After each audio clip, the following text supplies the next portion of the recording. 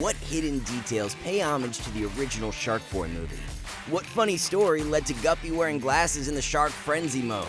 And what secret meaning is hidden behind the kids' superhero costumes? Hi, I'm Dan. Let's go! Back to origins. When a movie finds its continuation 20 years after its first release, hidden Easter eggs and references to the original film are a must-have. If you've seen the original Sharkboy, you must have noticed plenty of these in We Can Be Heroes. From the very moment we first meet Missy Moreno as she's walking up for school, it is similar to Max in Sharkboy.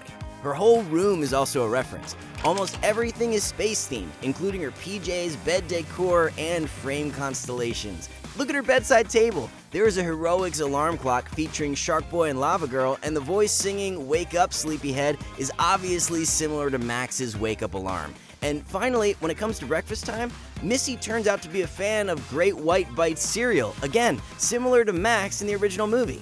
However, Missy and her preferences are definitely not the only connections to the Sharkboy movie.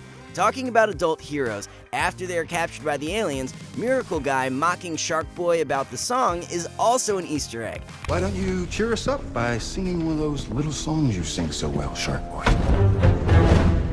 Man, you got some fish to fry. This is a throwback to when he sang the lullaby in the first film to help Max fall asleep, so he could dream of a solution to their problems. Close your eyes, shut your mouth, dream a dream and get us out. I must admit, it would have been fun to hear the grown-up Sharkboy singing. Shark Frenzy glasses. I bet you remember Guppy's epic glasses that appeared every time she turned into a dangerous shark attacker. Did you know that those glasses were actually not a part of the costume? But when they filmed a scene of training with Missy's grandma outside, Guppy was wearing her blue glasses the whole time. In fact, the youngest actress, Vivian Lyra Blair, wore them because it was so bright filming outside that she couldn't stop squinting in the sun. As a result, the production team found this unplanned addition to her outfit extremely cool and cute at the same time. So they decided glasses should come out every single time she goes into Shark Frenzy mode. Guppy, listen to me. Shark Frenzy. Shark Frenzy is also a reference to the original movie, when Sharkboy gets so angry that he's able to break them out of a jail cell with his shark teeth. In addition, no matter how randomly the idea of Guppy wearing glasses appeared, they could also be a reference to her father's blue 3D shark-shaped glasses in the previous movie, or even to the scene when Max, Sharkboy, and Lavagirl put on their protective glasses in the shark-shaped rocket. However, this cutie looked real badass and made everyone believe, you better not mess with Guppy. And Vivian herself is not the defenseless little girl you might think she is. While preparing for this role, she became a brown belt in Taekwondo.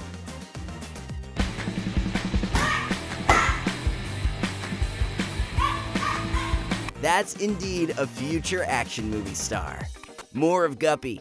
I was so excited when I first got the part because I knew there were 11 kids, 3 months straight, all in the same room, and I knew that was going to be fun, but it was way more fun than I could have ever expected. Well, glasses are obviously not the only hidden detail behind the beloved Guppy's character. Starting with her name, Sharkboy and Lavagirl's daughter is named after a species of small tropical fish, and it suits her perfectly, since she's little and her superpowers are water-related. And just take a look at her aquatic-themed t-shirt. There's a cute picture of a fish on it. One more detail about her clothes and the water bottle. They have blue, pink, and purple on them, which are her parents' colors. And this cute rainbow on Guppy's necklace is a hidden subtle symbol at the beginning of the film, reflecting the fact that she and her friends are humanity's hope for a better world, which Ojo tells them at the end of their adventure. And this point turns out to be the main moral of the story. Kids are always the world's future. The last but no less cool Easter egg you missed is hidden in the scene where Guppy demonstrates her powers to Missy in the classroom. She takes a gulp of water, then spits out a liquid shark, hunting a clueless swimmer, and moves it into a position similar to the poster for the 1975 blockbuster Jaws, which happens to be one of Robert Rodrigues' favorite movies. As he said, the film premiered on his 7th birthday, and he couldn't have gotten a better present. And even 30 years later, he shares the movie with his kids, making the film a Rodrigues family all-time favorite. Pay attention to the lyrics. Did you know that We Can Be Heroes borrows its title from the lyrics of a classic tune, Heroes, released by David Bowie more than 40 years ago? The secret behind it is that despite the title, the song isn't about superheroics. It's about a couple who live on opposite sides of the Berlin Wall and how the power of their love overcomes everything in their way, which is pretty symbolic for the movie too. Kids can prove they can be heroes by saving the ones they love the most. We can be heroes. Angelic voice, isn't it? While actress Lotus Blossom is extremely charming as the young superhero, she only delivers a cappella's speaking lines. And in order to give her voice an extra otherworldly effect, the filmmakers blended together the voice of Blossom with the voice of Haley Reinhart, who plays her mother, Mrs. Vox. However, that's not the only musical Easter egg hidden in We Can Be Heroes.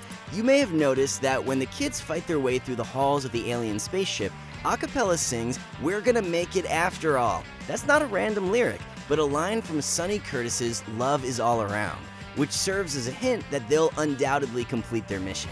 Finally, one more detail. You all remember Slo-Mo desperately outrunning the aliens chasing him?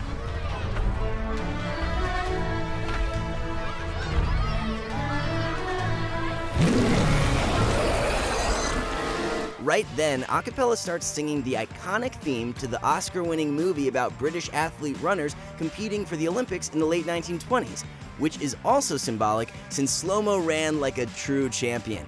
And of course, I can't leave out Dylan's exceptional acting skills. No wonder this kid immediately got the role. When I got the part as Slo-Mo, I was like screaming out loud. And then our agent called us and stopped us and said, "You don't have to go to the callback." And she said, "We got the role," and we were like super happy. While the production team worked hard on creating magical-sounding songs for the movie, behind the scenes, the whole cast has definitely adopted a cappella's superpower as they sang all the time. We would often sing at the top of our lungs. Mainly Queen. Okay, Bohemian Rhapsody. Well, you rock, kids! I bet those combined talents and immense energy would have blown away everyone around them. Always read backwards and learn Spanish. I'm sure everyone remembers a hidden detail regarding the president in the movie, as the kids successfully discovered that his name, Neil Anami, which is I'm an alien spelled backwards, directly points to the movie's main twist ending. But that was not the only Easter egg you could have found out by simply inverting other words. For example, a big clue to the surprise twist was also hidden in the names of the aliens' home planet, which was called Ogima. If you spell Ogima backwards, it turns out to be Amigo, which is the Spanish word for friend. A message from the Supreme Commander of the aliens that we are from the planet Ogima. So basically, the fact that aliens were there to help rather than harm Earth was predicted right from the beginning of the movie.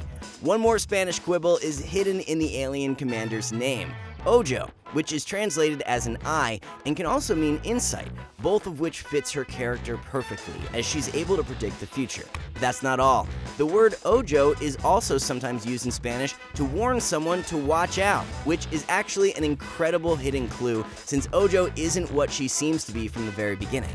In case you were wondering where all of these extra layers of meaning come from and why they're in Spanish, the answer is simple. Mexican-American director Robert Rodrigues always gives his films some additional hidden mystery by simply including Spanish words like this. And it's worth mentioning, he always supports his community by including lots of Latinx actors to the cast, as he's done on many of his previous projects. For those who've seen the original movie, you might remember there was an unfinished robot character, Tobor, which is robot spelled in reverse. One more evidence of Robert Rodrigues having some fun. New heroes costumes. We Can Be Heroes doesn't lose an opportunity to make fun of old-fashioned superhero costumes. Fake muscles, underwear on the outside, the brightest colors. Ugh. To break down this cliche, the kids in the movie decide to blend in. However, funnily enough, if you take a closer look at the hidden details, it's easily noticeable that they are already wearing low-key costumes. Most of the heroics' children's clothing has different superhero-like emblems right on their chest, all related to their powers. Look at Fast Forward. She has the TV remote icon associated with her code name on her shirt. Or Noodles. He has a picture of a steaming bowl of ramen. Slo-Mo's t-shirt says fully charged, representing the idea that his speed powers are functioning at their maximum, which has him trapped in some kind of time warp. Wheels' polo has lightning on it, which symbolizes both his superior strength and his high-tech wheelchair, which in fact was the most difficult of all the costume parts. One of the most awkward things I did on set was rolled over people's toes. You know, I don't think anyone's toes completely escaped my wheels. And last but not least, Missy. Her looks are definitely symbolic. First of all, from the very beginning, her clothes are a direct reference to the original movie. Like Max from Sharkboy, both lead characters wear space-themed pajamas. Max has planets on his, while Missy has stars on hers. And it's easy to pick up that stars are on her throughout the film. Take a look at her trousers. But her starry clothing is not only a shout out to the first movie, it also reflects the fact that she's the real star, the new leader of the team. Along with the stars, the production team chose to put some subtle little hearts on her outfit, from her t-shirt to her heart-shaped necklace, which also represents that she is loving and caring, leading everyone with heart. However, at the end of the movie, the kids get their own superhero costumes, which look nothing like their parents' ones. The hidden meaning behind their look is that the whole new generation is about progress, teamwork, and a safe future. So, what are we supposed to be looking at? The future. Want to know more? Watch our video uncovering We Can Be Heroes behind the scenes and visual effects. And as always, thanks for watching and stay awesome.